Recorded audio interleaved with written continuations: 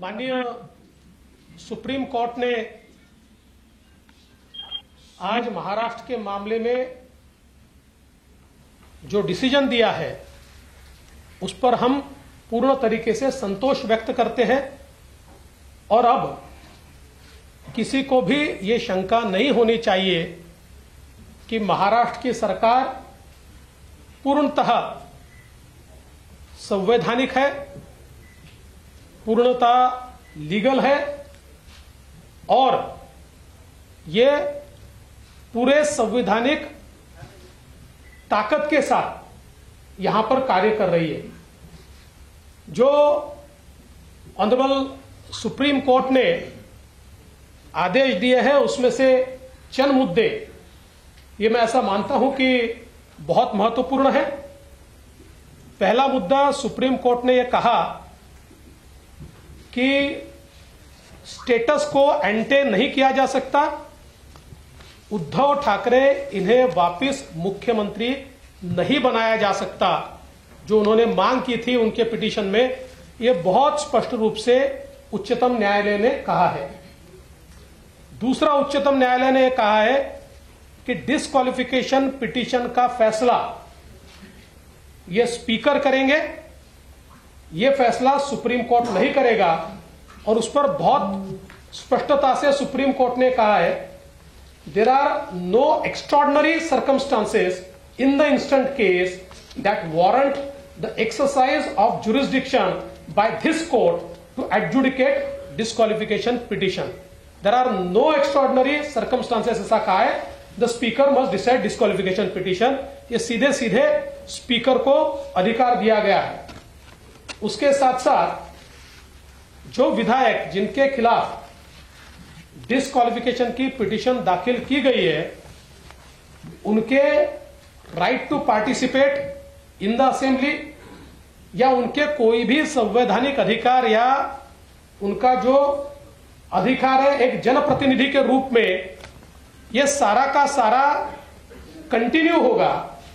इसमें disqualification petition से कोई बाधा नहीं आएगी, ऐसा भी बहुत स्पष्ट रूप से इस ऑर्डर में कहा गया है।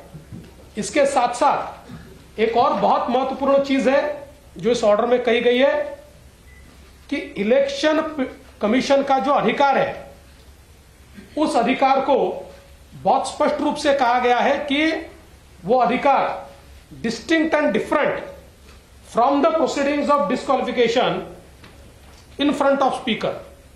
इसका मतलब यह है कि स्पीकर के सामने जो भी डिस्क्वालिफिकेशन पिटीशन के प्रोसीडिंग्स चल रहे हैं उसका, क्योंकि शिवसेना ने मांग की थी कि चूंकि ये प्रोसीडिंग चल रहे हैं तो आप इलेक्शन कमीशन को रोकिए और उनको निर्णय मत लेने दीजिए, लेकिन आज सुप्रीम कोर्ट ने स्पष्ट कर दिया कि इलेक्शन कमीशन को यह पूर्ण अधिकार है। तो एक प्रकार से इलेक्शन कमीशन ने जो निर्णय श्री शिंदे जी के नेतृत्व में शिवसेना और सिंबॉल का किया है उसमें कोई बाधा नहीं है और वो पूरा अधिकार इलेक्शन कमीशन का है, यह स्पष्ट रूप से इसमें कहा है।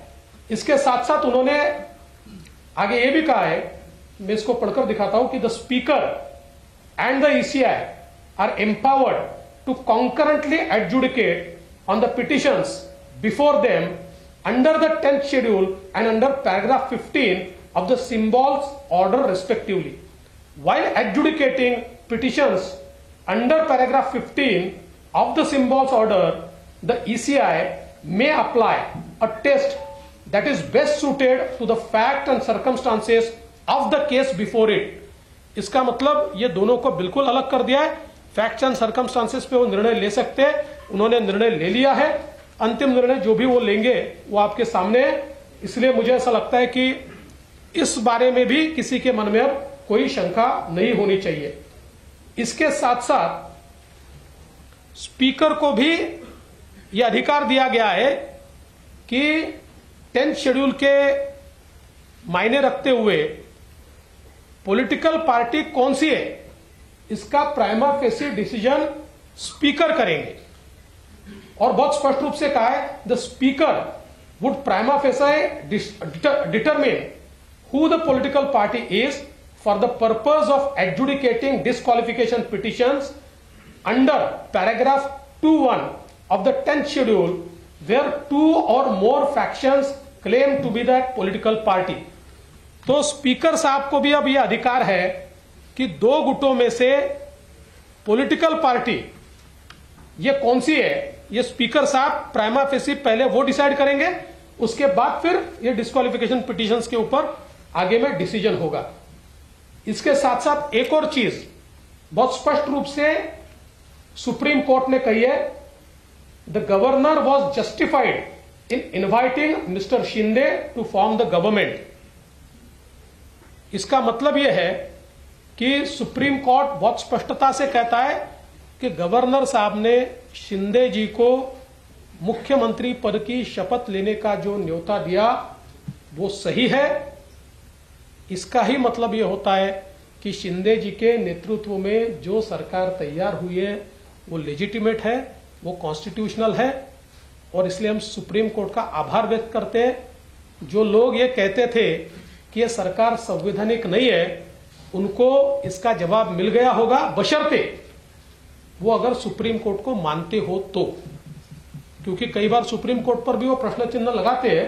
तो अगर देश के संविधान को और सुप्रीम कोर्ट को अगर वो मानते होंगे तो आज उनको इस बात का जवाब पूर्ण तरीके से मिल गया कि श्री एकनाथ शिंदे जी के नेतृत्व की सरकार ही संवैधानिक है, पूरे तरीके से लेजिटिमेट और लीगल सरकार ये है। आज उद्धव ठाकरे जी नीतीश कुमार जी के साथ एक पत्रकार वार्ता साझा कर रहे थे और उस वार्ता में उन्होंने ये कहा कि मैंने नैतिकता के आधार पर इस्तीफा दिया था। नैतिकता की बात करना उद्धव ठाकरे जी को शोभा नहीं देता, क्योंकि मैं उनको सवाल पूछना चाहता हूं कि बीजेपी के साथ चुनकर आए और मुख्यमंत्री की कुर्सी के लिए कांग्रेस एनसीपी के साथ आप गए, उस समय इस नैतिकता को कौन से डिब्बे में आपने बंद किया था, इसका जवाब आप दीजिए। मूल रूप से उद्धव जी, आपने नैतिकता के आधार पर इस्तीफा नहीं दिया था, आपने डर के कारण इस्तीफा दिया था, क्योंकि आप जानते थे कि आपके लोग आपको छोड़कर चले गए हैं, आप विश्वास मत प्रस्ताव नहीं जीतेंगे, और एक प्रकार से हारने के बाद शर्मसार होना, इसको टालने के लिए आपने इस्तीफा दिया था। इसलिए नैतिकता की बात मत कीजिए। उन्होंने ये भी कहा कि नैतिकता के आधार पर शिंदे जी ने इस्तीफा देना चाहिए।